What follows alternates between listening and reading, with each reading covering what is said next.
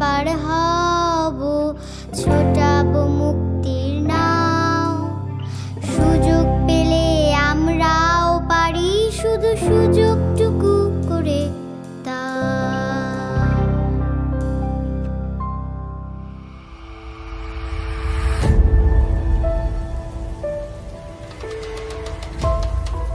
আসসালামু আলাইকুম প্রিয় দর্শক, আমন্ত্রণ জানাচ্ছি বিআরবি হসপিটালস লিমিটেড নিবেদিত সমাজের সুবিধা বঞ্চিত শিশুদের নিয়ে বিশেষ অনুষ্ঠান সুযোগ পেলে আমরাও পারি, powered by BRB cables limited. প্রতি সপ্তাহের মতো আপনাদের সাথে আছি আমি সোমা।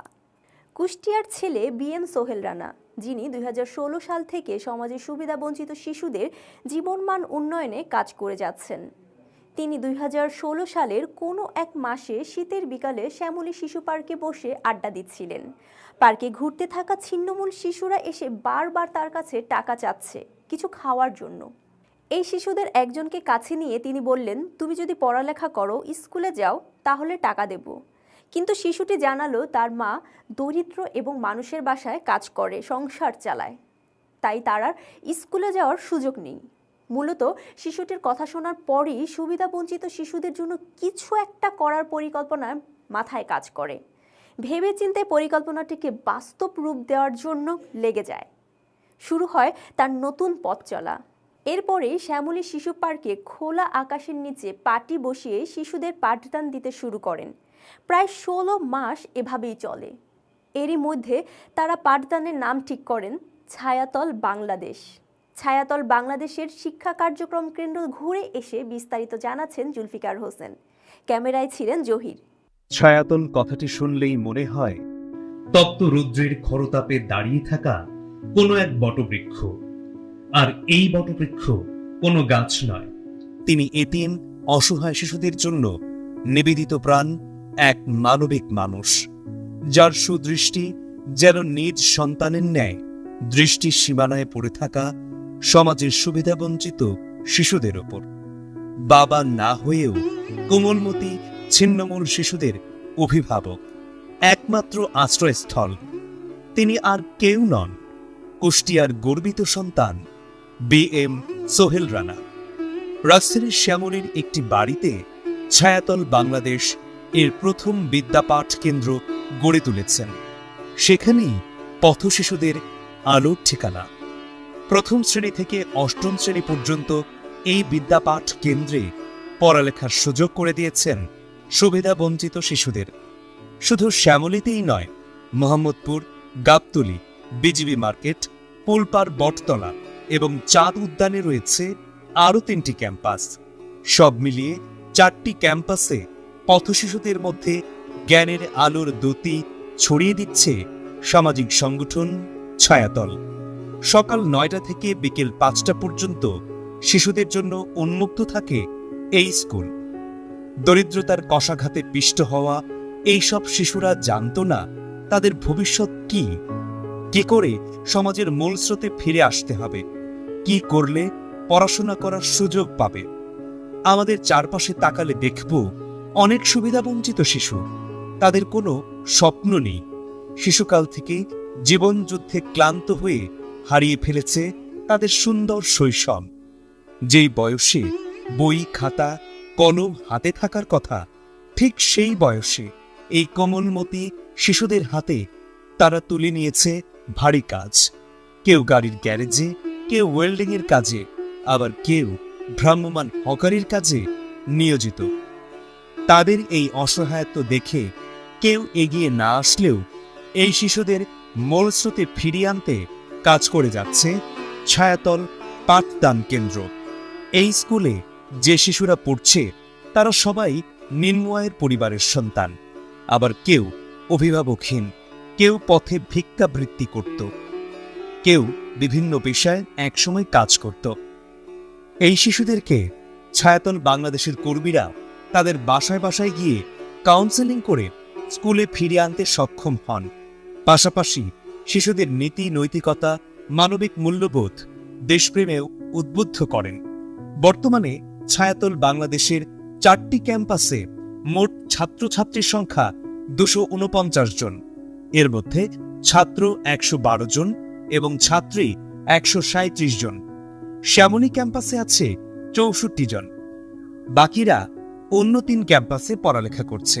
এইসব শিশুরা পাঠ্য বইয়ের পাশাপাশি গান, আবৃত্তি, চিত্রাঙ্কন, নৃত্য ও আরবি ক্লাসেও অংশগ্রহণ করছে, যাতে তারা শিক্ষার সাথে সাথে সংস্কৃতি অঙ্গনে নিজেকে তুলে ধরতে পারে। এবার আমরা শুনব শিশু শিক্ষার্থীদের মুখে খালি গলায় গান। আমি স্বপ্নের দেশে যাব, প্রজাপতির ডানা মেলে, আঁকা বাঁকা পথ ফেলে, কুড়িয়ে আনবো সুখের চাবি, আনবো কুড়িয়ে ভালোবাসা, আলোকিত প্রদীপ আনবো সাথে, জাদুর মতো মিটবে আশা। মোরা নিরন্ন বড় ক্ষুধার্ত, নেই কষ্টের কোনো শেষ, এই প্রশ্নের সোজা উত্তর তুমি দাও আমার দেশ। অষ্টম শ্রেণীর শিক্ষার্থীদের কর্মমুখী শিক্ষায় পারদর্শী করে গড়ে তোলার জন্য হাতে কলমে সেলাই প্রশিক্ষণ দেয়া হয়, যাতে অদূর ভবিষ্যতে শিশুরা নিজেকে তৈরি করতে সক্ষম হয়। যাদের আগে কোনো স্বপ্ন ছিল না কোনো চাওয়া, আজ তারা অন্য শিশুদের মতো স্কুলে যাওয়ার সুযোগ পেয়েছে। প্রথম শ্রেণীর রাজু আর দ্বিতীয় শ্রেণীর রুমি, তারা বড় হয়ে মানুষের জন্য কাজ করতে চায়, মানবতার সেবায় নিজেদের সমর্পণ করতে চায়। তাদের মতোই দ্বিতীয় শ্রেণীর জুলেখা, মোহাম্মদ আলী কিংবা অষ্টম শ্রেণীর বর্ষা আক্তার স্বপ্ন দেখছে আগামী দিনে নিজেদের সরকারি কিংবা বেসরকারি কোনো অফিসের উচ্চ পদে আসীন হয়ে দেশের সেবা করবে বলে। এবার আমরা শুনব ছায়াতল বাংলাদেশি পড়ুয়া কোমলমতি শিশু শিক্ষার্থীদের কথা। আমার নাম সোনিয়া, ক্লাস 1-এ পড়ি আমি। আমার স্কুলের নাম ছায়াতল বাংলাদেশ। আমার নাম সাদিয়া, আমি ক্লাস 1-এ পড়ি। আমি স্কুলে পড়াশোনা করে অনেক বড় ডাক্তার হতে চাই। আমার নাম রাজু, আমি ছায়াতলে পড়ি, ক্যাম্পাস 1-এ। আমার সংসারে অভাব ছিল, আমি আগে ডিম বিক্রি করে তারপরে সংসার চালাতাম। আমি এখানে পড়াশোনা করব, বড় হয়ে পুলিশের চাকরি করব। আমার নাম জুলেখা, আমি ক্লাস 2-তে পড়ি। আমার এই ছায়াতলে আইসা ভালো লাগে, আমি বড় হয়ে ডাক্তার হতে চাই। আমার নাম মোহাম্মদ আলী, আমি ক্লাস 2-তে পড়ি। বই, খাতা, পেন্সিল, রাবার, ছাপনা সব ম্যাম ছাড়া দেয়, ড্রেস, আইডি কার্ড, জুতা।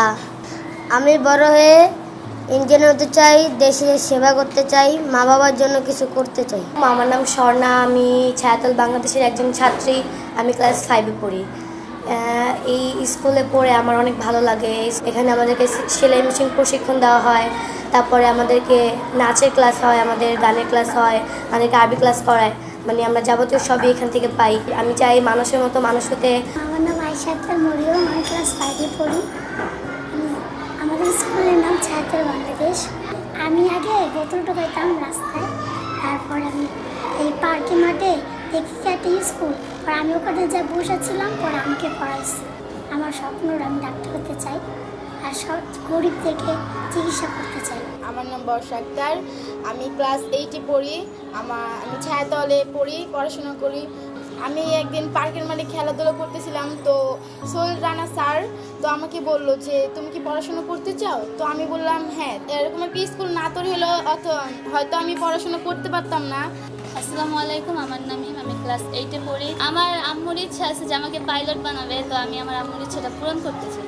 ছায়াতল বিদ্যালয়ে পড়তে আসা শিশুদের চোখে মুখেই যেন ভবিষ্যতের স্বপ্নগুলো উঁকি ঝুঁকি দিচ্ছে, কিন্তু সেই স্বপ্নেও আছে নানা প্রতিবন্ধকতা। ছায়াতলে যারা পড়ালেখা করার সুযোগ পেয়েছে এবং তুমুল উৎসাহ নিয়ে পড়ালেখা করছে, তাদের মধ্যে যারা মেয়ে, তাদের বেশিরভাগই অষ্টম শ্রেণী পর্যন্ত পড়ার পর আর সুযোগ পাচ্ছে না, কারণ অষ্টম শ্রেণীর পরপরই তাদের মায়েরা দ্রুত মেয়ের বিয়ে দিয়ে দায়মুক্ত হতে চায়। তবে কেউ কেউ আছে এর ব্যতিক্রম, গরিব হলেও তাদের সন্তানের বিষয়ে তারা অনেক সচেতন। এমনই এক অভিভাবকের সাথে কথা হয় আমাদের। তিনি জানান, আমি বর্ষার আম্মু, আমার নাম রীতা। তা সোহেল স্যার মাঠের মধ্যে সে বসে অনেক বাচ্চাদের পড়াইতো, বাচ্চারা ঝালমুড়ি কিনে দিত, কাগজ বিছিয়ে তাদের খাওয়াইতো, হ্যাঁ, এরকম করতো। তা আমার বাচ্চা ওই খেলতে খেলতে একদিনকে ওই জায়গা গেছে, যাইয়া স্যারের লগে বসে তখন বলল যে আম্মু আমি ওই স্যারের দ্বারে পড়ব। তা আমি প্রথম ভয় পাইছিলাম যে স্যারের দ্বারে পড়বা তুমি, স্যারেরও তো আমরা চিনি না। তা আমি ওই স্কুলে তো নাই না, আমি সোহেল স্যারের দ্বারা আমার মেয়েরে 7 বছর এই স্কুলে আমি ভর্তি করছি। 7.5 বছর স্কুলের বয়স, যত বছর আমার বাচ্চা তত বছর পড়তেছে। আমি তো বাসা বাড়ি কাম করি। আমি বলছি যে স্যার আপনার আমার মেয়েরে আপনার রাস্তা আমি তুলে দিলাম, আপনি আরে মাইরে পারেন জামরে পারেন পড়াইয়া মানুষ করে আমার বাচ্চারা আমি চাইতেছি অনেক বড় হোক। আমি অনেক আশা করে আছি যেন অনেক বড় পড়ালেখা শেষ করুক। কিছু কিছু বাপ মা চায় তাড়াতাড়ি বিয়ে দিয়ে যাইতে, কিন্তু আমরা যে বাচ্চাদের 18-20 বছর বয়স ছাড়া আমরা বিয়ে দিই না। আমার বড় মেয়ের বয়স এই যে 19 বছর, আমি এখন আমার বড় মেয়েরে বিয়ে দিই নেই। আমি অনেক কষ্ট করে আমার বড় মেয়েরে পড়াইতেছি। আমাদের সমাজে এখনো অনেক শিশু আছে যারা ক্ষুধার জ্বালা, একাকিত্বের কষ্ট ও সঙ্গদোষে নানা ধরনের মাদক গ্রহণ করে। এর ভেতর ড্যান্ডি অন্যতম এক মাদক, যা অসংখ্য পথশিশু সেবন করে থাকে। ড্যান্ডি সেবন করা পথশিশুদের ভাষ্যমতে, আমরা ক্ষুধা লাগলে ড্যান্ডি খাই, আর ড্যান্ডি খেলে ঝিমুনি আসে, ঘুম আসে, তখন ক্ষুধার কথা মনেই থাকে না। বাংলাদেশ শিশু অধিকার ফোরামের তথ্য মতে পথশিশুদের 85% প্রত্যক্ষ বা পরোক্ষভাবে মাদকাসক্ত। এই শিশুদের সুস্থ ও স্বাভাবিক জীবনে ফিরিয়ে আনতেও কাজ করে যাচ্ছে ছায়াতল বাংলাদেশ। ছায়াতল বাংলাদেশের স্বেচ্ছাসেবী সুমনা আক্তার আমাদের জানান। আসসালামু আলাইকুম, আমি সুমনা আক্তার, স্বেচ্ছাসেবী ছায়াতল বাংলাদেশ। যারা সমাজের সুযোগ থেকে বঞ্চিত হয়েছে, পথে বেড়ে উঠেছে, কেউ কেউ বস্তি বা কারো অর্থ নেই, ওই সমস্ত বাচ্চাদেরকে আমরা শিক্ষাটা দিচ্ছি। আসলে এই বাচ্চাদেরকে আমরা একসাথেই পাইনি এইভাবে, কেউ কেউ আসতে চায়, কেউ কেউ আসতে চায় না। তো অল্প অল্প গুটি গুটি করে আমাদের আলহামদুলিল্লাহ অনেক বাচ্চা আমাদের আছে এখন। ছায়াতল বাংলাদেশ সমাজের বিত্তবান মানুষের সহযোগিতায় স্কুলে পড়ুয়া সুবিধাবঞ্চিত শিশুদের মাঝে বই, খাতা, কলম, স্কুল ব্যাগ, স্কুল ড্রেস সহ সব রকম শিক্ষা উপকরণ ফ্রি প্রদান করছে। তার সাথে সাথে সুবিধাবঞ্চিত শিশুদের সকালের নাস্তা, দুপুরের খাবার প্রদান করে চলেছে। এবার শুনব সুবিধাবঞ্চিত শিশুদের পুষ্টিহীনতা নিয়ে একজন পুষ্টিবিদ আমাদের জানান। আমাদের দেশের কিন্তু একটা বড় অংশ জুড়ে রয়েছে সুবিধাবঞ্চিত শিশুরা। আর এই সুবিধাবঞ্চিত শিশুদের যদি আমরা মেধা বিকাশে যথেষ্ট পরিমাণে পুষ্টিকর খাবার তাদের জন্য এনশিওর না করতে পারি, তাদেরকে দিতে না পারি পর্যাপ্ত পরিমাণে তাদের যে ক্যালোরি দরকার, সেই ক্যালোরি সমৃদ্ধ খাবার, পুষ্টিকর খাবার, তখন কিন্তু একটা বড় অংশ আপনার ঝুঁকির মুখে পড়ে যাবে। এদের কিন্তু মেধা বিকাশ সঠিকভাবে হবে না, রোগ প্রতিরোধ ক্ষমতা বাড়বে না। যেভাবে ছায়াতলের যাত্রা শুরু। কুষ্টিয়ার ছেলে BM সোহেল রানা লেখাপড়া করেছেন ঢাকা কলেজের রসায়ন বিভাগে। তিনি বেশ কিছুদিন পূর্বে প্রায়ই বিকেলে শ্যামলী পার্কে বসে বন্ধুরা মিলে আড্ডা দিতেন। 2016 সালের এক শীতের বিকেলে শ্যামলী শিশু পার্কে বসে আড্ডা দিচ্ছেন। পার্কে ঘুরতে থাকা ছিন্নমূল শিশুরা এসে বারবার টাকা চাচ্ছে কিছু খাওয়ার জন্যে। এই শিশুদের একজনকে কাছে নিয়ে তিনি বলেন, তুমি যদি পড়ালেখা করো, স্কুলে যাও, তাহলে আমি তোমায় টাকা দেব। কিন্তু শিশুটি জানালো তার মা দরিদ্র এবং মানুষের বাসায় কাজ করে সংসার চালায়, তাই তার আর স্কুলে যাওয়ার কোনো সুযোগ নেই। মূলত শিশুটির কথা শোনার পরই এই শিশুদের জন্য কিছু একটা করার পরিকল্পনা মাথায় কাজ করে। ভেবেচিন্তে পরিকল্পনাটিকে বাস্তবে রূপ দেওয়ার জন্য কাজে লেগে যান তিনি। এরপরই শ্যামলী শিশু পার্কে খোলা আকাশের নিচে পাটি বিছিয়ে শিশুদের পাঠদান দিতে শুরু করেন। প্রায় বছর দেড়েক এভাবেই চলে। এরই মধ্যে তারা নাম ঠিক করেন ছায়াতল বাংলাদেশ। প্রথম বছর দেড়েক পর তারা একটি ভাড়া বাসায় ওঠেন। সেখানে অফিস এবং শ্রেণীকক্ষ তৈরি করে পাঠদান শুরু করেন। এখন পর্যন্ত সেই ভবনেই আছেন। তাদের স্বপ্নও একমাত্র ছায়াতল পাঠদান কেন্দ্রকে সুবিধাবঞ্চিত শিশুদের বিশ্বস্ত ঠিকানা হিসেবে প্রতিষ্ঠিত করা, যেখানে দেশের বঞ্চিত শিশুরা সব ধরনের সুযোগ সুবিধা পাবে। ছায়াতল বাংলাদেশের সেক্রেটারি জেনারেল শাহিনুর আক্তার সোহানা এবং যুগ্ম কোষাধ্যক্ষ মেহবুবা আক্তার সিতু আমাদের জানান, আসসালামু আলাইকুম, আমি শাহিনুর আক্তার, সেক্রেটারি জেনারেল ছায়াতল বাংলাদেশ। শুরুটা ছিল একটি গাছের নিচে, শ্যামলী শিশু পার্কের নাম শুনেছেন। সেখানে আমাদের প্রতিষ্ঠাতা জনাব সোহেল রানা ভাইয়া একদিন দুপুরে বসেছিলেন। সে দুঃখ ভরাক্রান্ত নিয়ে যে কারণে হোক বসেছিলেন। তো রাকিব নামে একটি ছেলে আসে তার কাছে ঝালমুড়ি খাওয়ার জন্য। তো ভাইয়া তাকে বলে যে তুমি যদি তোমার নাম লিখতে পারো তাহলে আমি তোমাকে ঝালমুড়ি কিনে দেব। তো সেদিন সে ছেলেটি চেষ্টা করে তার নাম লিখতে পারে এবং ভাইয়া তাকে ঝালমুড়ি কিনে দেয়। তারপরের দিন আবার ঠিক সেই সময় সে তার দলবল নিয়ে সেখানে হাজির হয় এবং তাদের যে দলটা আছে তাদেরকে আমরা নাম শেখানোর মাধ্যমে ছায়াতলের পথ চলাটা শুরু হয়। আজকে আমরা 4টি ক্যাম্পাস পরিচালনা করছি ঢাকাতে, যেখানে 249 জন শিক্ষার্থী আছে। তাদেরকে আমরা বিনামূল্যে প্রাইমারি শিক্ষা দিচ্ছি, তাদের হেলথ কেয়ার, তাদের সকালের নাস্তা, দুপুরের খাবার এবং পাশাপাশি তাদের মনোবিকাশের জন্য যা যা করা দরকার একটা শিশুর। আসসালামু আলাইকুম, আমার নাম মেহবুবা আক্তার সিতু। আমি এখানে একজন স্বেচ্ছাসেবী। আমরা সুবিধাবঞ্চিত পথ শিশুদের নিয়ে কাজ করি, যারা হচ্ছে সম্পূর্ণ সুবিধাবঞ্চিত, পড়াশোনা করার ক্ষমতা তাদের নেই, পারিবারিক সাপোর্ট নেই, যারা রাস্তায় বড় হয়েছে, রাস্তায় ভিক্ষা করতো, বোতল টোকাতো, এ ধরনের অনেক শিশুশ্রম নামক কাজে যারা জড়িত ছিল, তাদেরকে নিয়ে আমাদের মূলত কাজ। আমরা ওদের সম্পূর্ণ দায়িত্বই পালন করে থাকি। শুধুমাত্র আমাদের শেল্টার হোমস নেই, শেল্টার হোমসের ব্যবস্থা করতে যাই, সেক্ষেত্রে আমাদের আরও অনেক অ্যাবিলিটি হতে হবে। সেইভাবে আমরা এখনও সাপোর্টটা পাচ্ছি না। ইনশাল্লাহ আমাদের ছায়াতলের শিশুরা একদিন আমাদের নিজস্ব শেল্টারে থাকবে। আমাদের সমাজের প্রতিটি শিশুরই ভালোভাবে বাঁচার অধিকার রয়েছে। আমরা যদি তাদের মৌলিক অধিকারটুকু ফিরিয়ে দিতে পারি তাহলে সমাজ থেকে কমবে অপরাধ প্রবণতা। মানবিক মানুষ হয়ে সমাজের পিছিয়ে পড়া জনগোষ্ঠীর সহযোগিতায় এগিয়ে আসতে পারবে। শুনব সুবিধাবঞ্চিত শিশুদের নিয়ে সমাজের বিশিষ্টজনেরা কে কি বলছেন।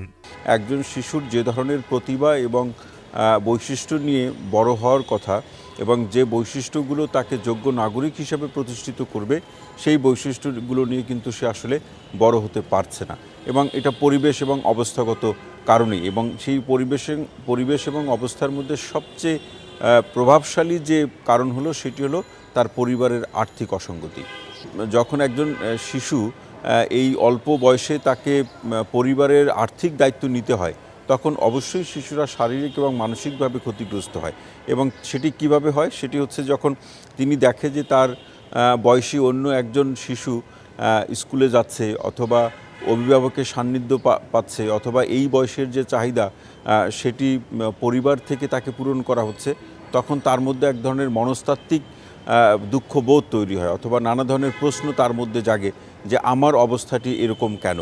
ওই বয়সে শিশু কিশোরদের ওই বয়সে সে বাস্তবতার সাথে পরিবারের যে অবস্থা সেটি অনেক সময় সে হিসাব মেলাতে পারে না। তখন তার মধ্যে এক ধরনের পীড়ন তৈরি হয়, কিংবা সে মনস্তাত্ত্বিকভাবে চিন্তা করে সে পিছিয়ে যাচ্ছে অথবা সে অবহেলিত শিশু বা অবহেলিত একজন মানুষ, এরকম এক ধরনের মনস্তাত্ত্বিক ধারণা তার মধ্যে তৈরি হয়।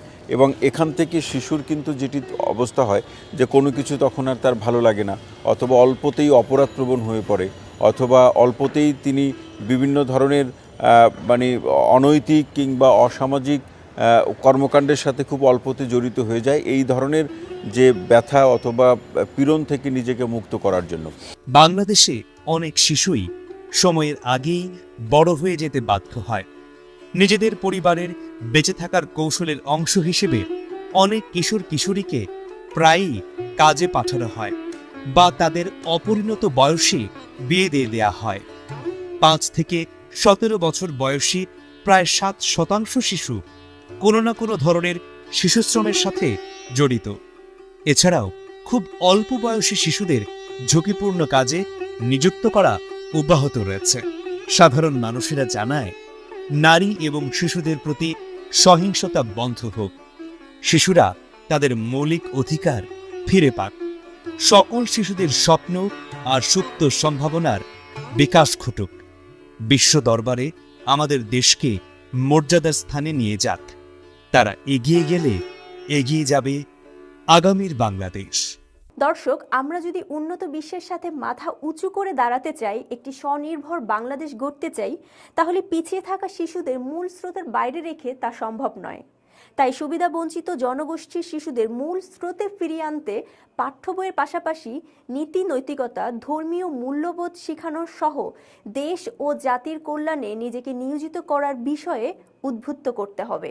আমরা যেন আমাদের মেয়ে শিশুর কথা ভুলে না যাই। তাদের যৌন হয়রানি ও ইপটিজিং রোধে জনসচেতনতা গড়ার পাশাপাশি তাদের জন্য পুষ্টিকর খাবার নিশ্চিত করা সহ সুচিকিৎসায় সহযোগিতা করা, প্রাথমিক এবং মাধ্যমিক শিক্ষায় নারী শিশুদের অংশগ্রহণ নিশ্চিত করা, শিক্ষার ফ্রি উপকরণ প্রদান এবং বাল্যবিবাহ রোধে সমাজের যথাযথ ভূমিকা পালন করা। আমরা বিশ্বাস করি সমাজে আরও অনেক সোহেল রানা আছেন, যারা একটু চেষ্টা করলেই প্রান্তিক ও সম্ভাবনাময় সুবিধাবঞ্চিত শিশুদের জীবনমান উন্নয়নের সহযোগিতায় হাত বাড়িয়ে দিতে পারেন। দর্শক, দেখতে দেখতে সময় ঘনিয়ে এলো, এবার বিদায় নেবার পালা। দেখা হবে আবার আগামী বৃহস্পতিবার সকাল 9:15 এটিএন বাংলায়। সে পর্যন্ত আপনারা সবাই ভালো থাকুন, সুস্থ থাকুন, এটিএন বাংলার সাথেই থাকুন। আল্লাহ হাফেজ।